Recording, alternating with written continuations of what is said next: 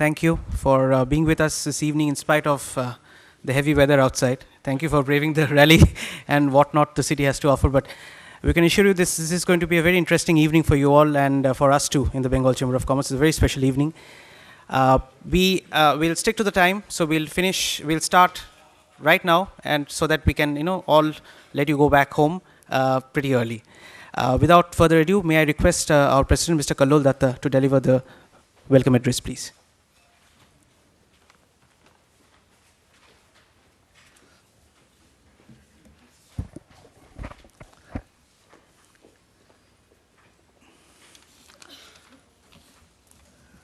Good evening. This may be my 100th of your welcome speech. Dr. Bikasina, Dr. Ajay Mathur, Dr. Sunil Mitra, all doctorates, Mr. Deb Mukherjee, Mr. Roy, past presidents of the chamber, friends and member of the chambers. A very good evening to all. We're delighted to and the privilege to have with us Dr. Ajay Mathur, Director General Bureau Energy Efficiency, who has flown from Delhi specially to be with us and encourage us in this very special initiative. Dr. Mathur has always been there for our program, and we are grateful that he could be with us this evening. His presence is the most crucial for us, since what we are about to embark into is something which is very close to his heart and very special for the country. We are also honored to have with us icons from different walks of life. As scientist and thinker, Dr. Bikasina, a global personality who is recognized all over the world for his achievement and for being leader for the as a nuclear physicist. He is the leader in modern Indian science and has keen interest in the adoption of clean energy and energy conservation practices in the country. We are also honored with having Dr. Sunil Mitra, who has been at the forefront of the Indian economics policy for decades. For several years, he has been one of the main architects of the Union budget, and as the Principal Secretary Power, Government of West Bengal, he had laid the foundation for the state remarkable achievement in the power generation, transmission, and distribution. We feel privileged to have him with us in this chamber. Our objective is to have a stimulating discussion on a subject of immense national and social importance, that is energy saving. Well, I'm sure to have an engaging evening ahead of us, and I would once again like to welcome you all. Thank you very much.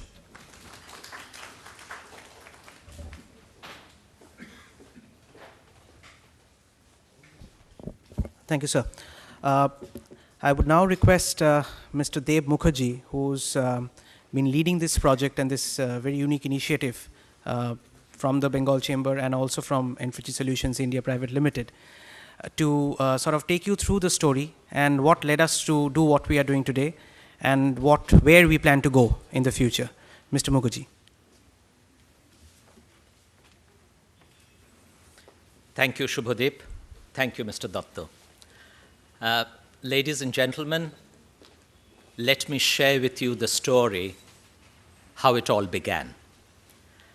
Dr. Mathur had just returned about, I think, 5 or 6 months ago from his assignment at Bonn as the Director of Carbon Fund, UNFCCC, and I happened to be in Delhi at his office, and he very kindly offered me, I still remember, sir, some good Colombian coffee.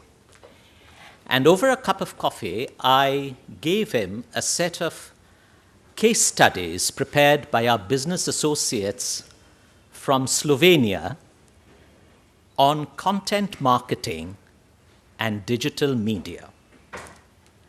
I asked Dr. Mathur if content marketing could add any value to the portfolio of services, support services that we render in the space of energy management. Without any hesitation, instantly his reply was yes. With the right engagement strategy, if you can bring about a behavioral change amongst energy users. It is workable. That set me thinking. Why? Why do we need the behavioral change? 3 simple questions came to my mind. Why? For whom? And how? We all know, and it's quite an accepted practice and an accepted principle, that managing your demand, your energy demand, by efficient use of energy would definitely lead to energy conservation and thereby would result in avoidance of fresh generation, reduced dependence on fossil fuels. All this in principle is known to us, and it's an accepted principle. And in business and in the industry, we are all going by that, or trying to go by that. And we have a regulatory framework in place, and all that is happening. But there's another dimension to the energy demand, certainly in the urban landscape. And the lifestyle energy demand plays a significant role on the energy landscape as we see the big India story unfolding. With a hyper-connected world, with internet, with the mobile technology explosion, and our ever-dependence on all the gadgets, modern gadgets and technologies, the demand, the lifestyle demand for energy is steadily increasing by the day. On the other end of the spectrum, you have a vast majority of the population that do not even have access to energy. And that's the scenario, the spectrum, the energy spectrum. For a moment, let us think, do we believe as responsible Indians, you and I, all of us, that energy access and distribution should be more equitable and inclusive? If we have that belief at all, then it does make sense for us to start thinking what we could do. This was the anchor point which triggered off a process of thought which then led to what we are going to offer you today. I came back to Calcutta. I put together a team, a young team, and I got hold during one of our meetings of Shubhadeep, the star in Bengal Chamber, who was not only a sort of a sounding board, he was a mentor, an anchor for the young team that we put in place. And together, we worked out a strategy. The interesting thing then was, how do we connect? How do we make this difference? Okay, we all decided that we must have a movement which can energize a behavioral response to save energy. But you have a lot of these movements that happen. What's the secret of the success of a movement where the target we find, if we believe in what I had just said, is the urban, and interestingly, the urban elite young crowd, because they are the future of the country? How do we make that engagement process work? We had to take a slightly different, a slightly quirky approach. Before we determined the approach, we again tried to evaluate the urban landscape, our lifestyle. Now, we find that the Googles and Facebooks of this world are almost an urban lifeline. And we are so dependent and hooked on to these. Our love for the virtual is ever so increasingly growing. So we thought a good approach would be a heady mix of the virtual and the physical through an engagement e-portal or an e-forum that could possibly connect well in an engaging fashion and make the whole thing work. We have tried to do something which is a little different from what one would expect of a portal and of an e-forum to actually offer. But today, I thought once we share with you, once we show you our offering, I would request each one of you to actually evaluate and then help and guide us to take this movement forward. I must introduce the team. I do not know who all are there from, because the team that actually put in a lot of hard work comprised of 2 young individuals from our Calcutta office, 2 from our Mumbai office, our friends in Slovenia, and of course, Shubhadeep, who has always been the sort of the bouncing board or the bouncing pad for all the ideas that were coming to our minds. I don't know if Shreyans is here. He took a lot of interest and led the movement and the initiative from our side. May I now request Dr. Mathur to share his thoughts about what he thinks should be or could constitute a movement in terms of energizing a behavioral change. And then, after Dr. Mathur has spoken, we will give you an overview and present our offering. Dr. Mathur, please, sir.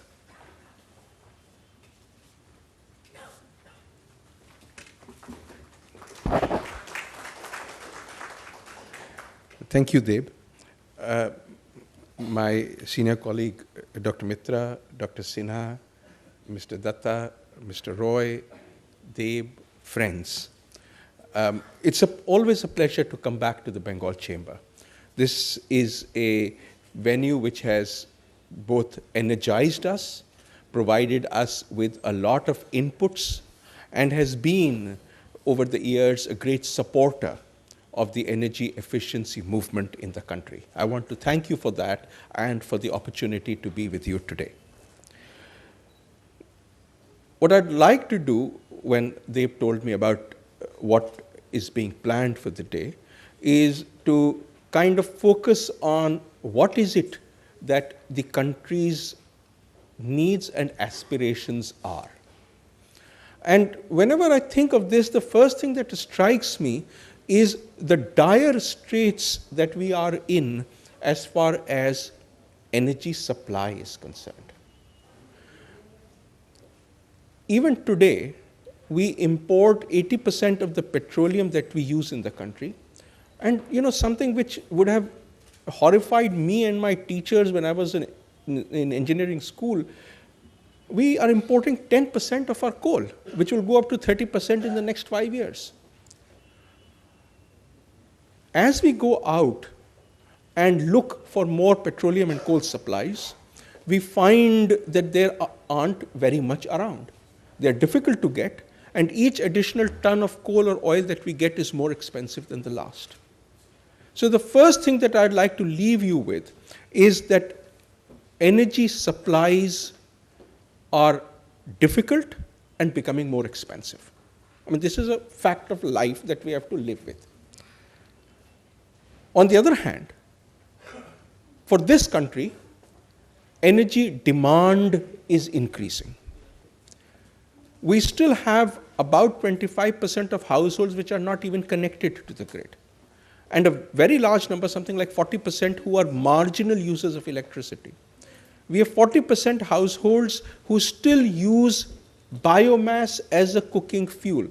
It's dirty, it's more expensive. If you boil a kilo of rice on wood, it costs you more than using LPG. It obviously has huge health impacts as well. So very clearly, if we want all our citizens to have a decent quality of life, the demand for energy services, and I'll emphasize the word services, is going to keep on increasing. Services is the light we need, the air conditioning we need. I mean, we don't need electricity for the sake of it. We need it to provide us light or air conditioning or mobility or whatever. So the second fact that I'd like to leave you with is that we have a huge demand for services which is still to be met. The third thing that I'd like to share with you is what happened on the 27th of August 2013. Now, every year, at that time of the year when it is hot and humid, there is a huge demand for electricity. And so every year, the amount of electricity supplied on one of the days in these hot and humid months is the maximum that has ever been in the country. This year, that day was the 27th of August, in 2013.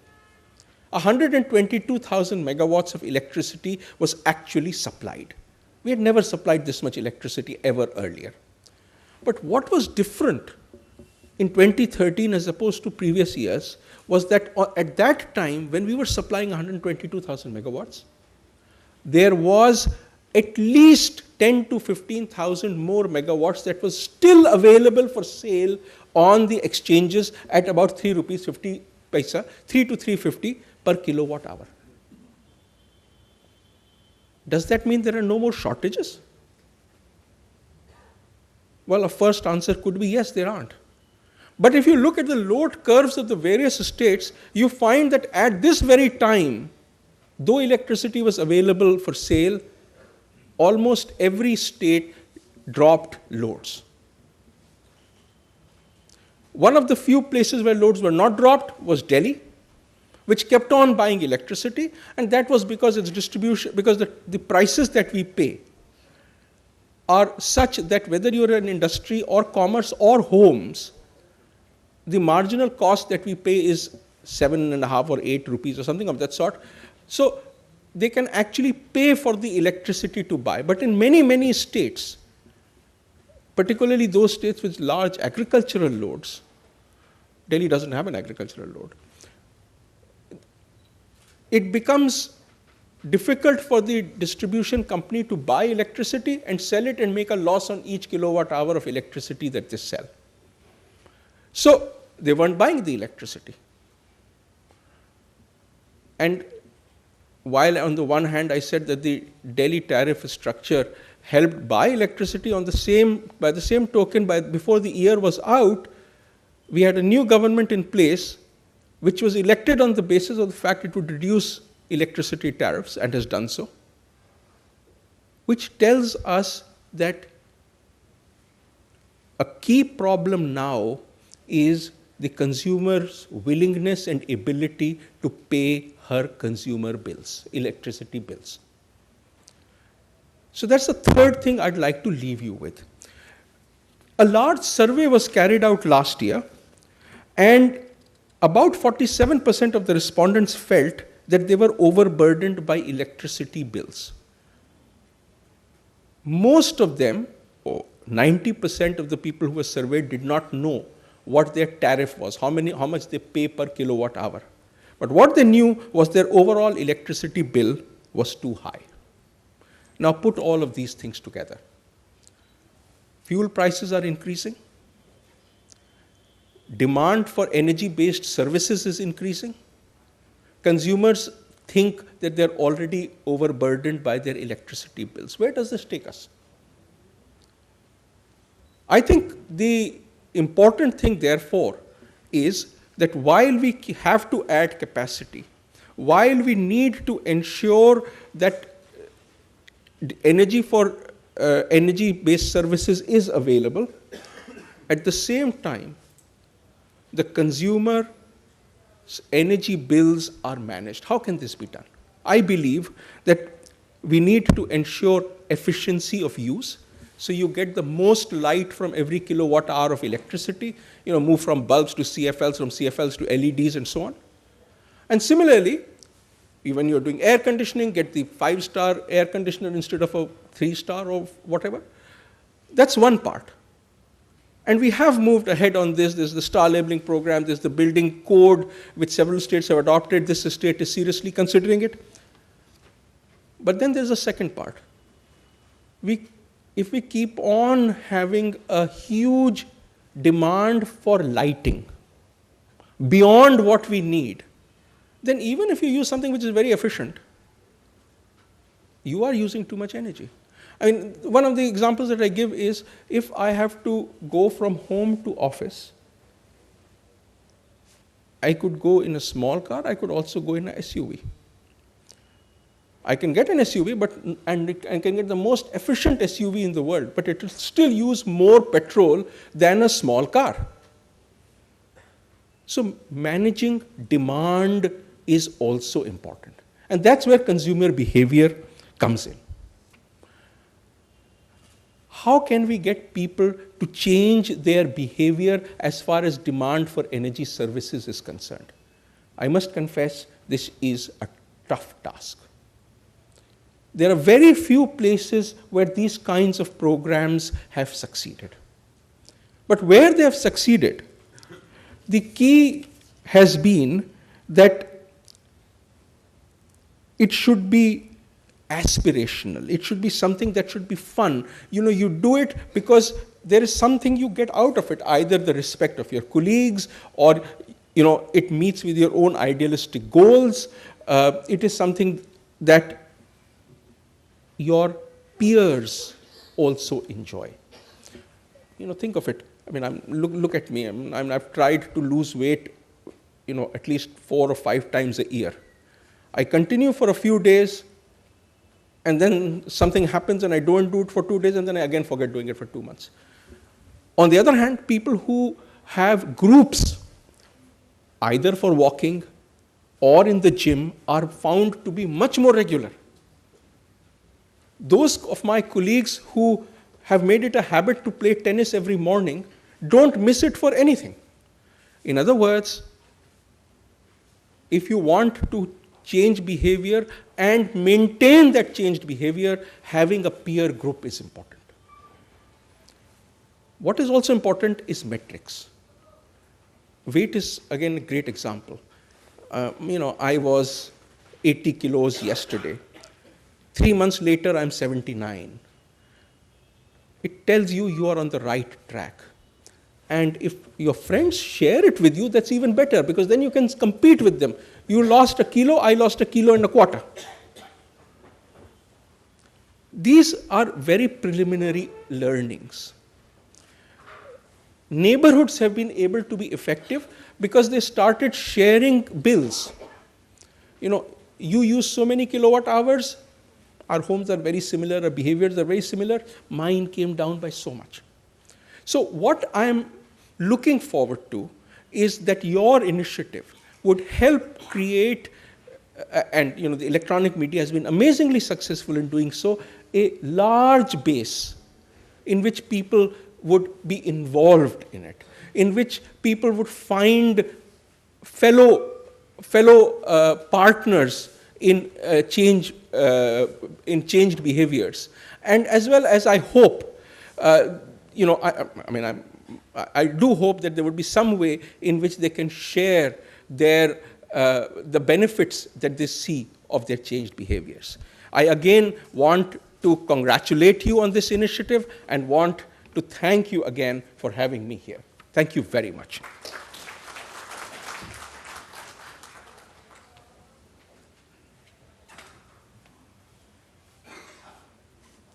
Picking up the threads from where I left, I really feel very happy that we have been, I think, to a large extent, sir, we have been able to address some of the points that you made, especially during the latter part of your speech.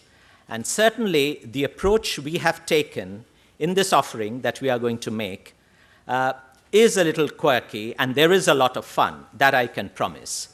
The challenge really is to make it go viral and bring about a huge engagement whereby the multiplication factor is very, very high. May I request Shubhadeep to jointly present with me this evening's offering? We will start off with a very short overview of what we are presenting this evening, which is basically an e-forum, a portal of engagement, which could and would hopefully energize a behavioral response to save energy. Ladies and gentlemen,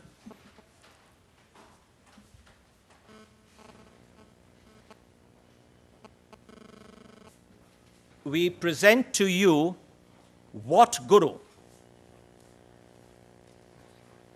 Well, from the face of it, you can see that it is quirky. And that's what we wanted it to be.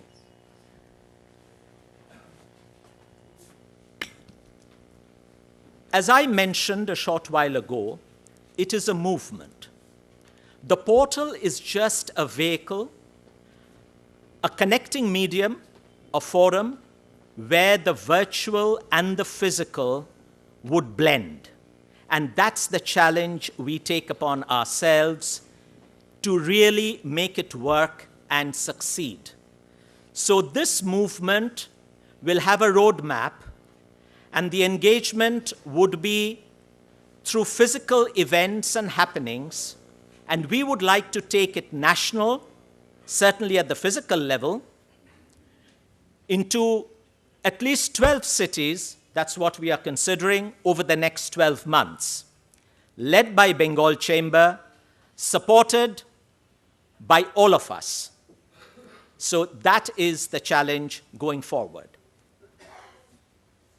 As I said, it is a portal to connect and engage with a target audience. And here, what is relevant, as I had mentioned earlier, the target audience is the urban crowd, and primarily the focus is on the young urban crowd who would actually matter in terms of taking a call on lifestyle demand on energy. That is the important area we are looking at and the focus. And this portal will engage through stories, through games, through comics. So we are looking at quite a spectrum, starting from the kids. Energy calculator for the ones who are a little initiated in terms of understanding a little more. And when you go to the energy calculator, you'll find something even more interesting. And of course, most importantly, a forum which connects us and can really help